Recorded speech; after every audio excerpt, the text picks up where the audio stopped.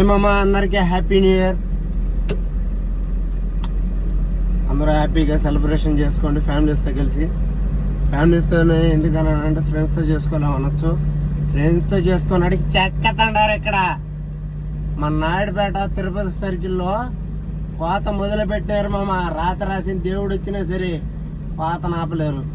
మామూలుగా లేదు, కోత ఆ రేంజ్లో ఉంది.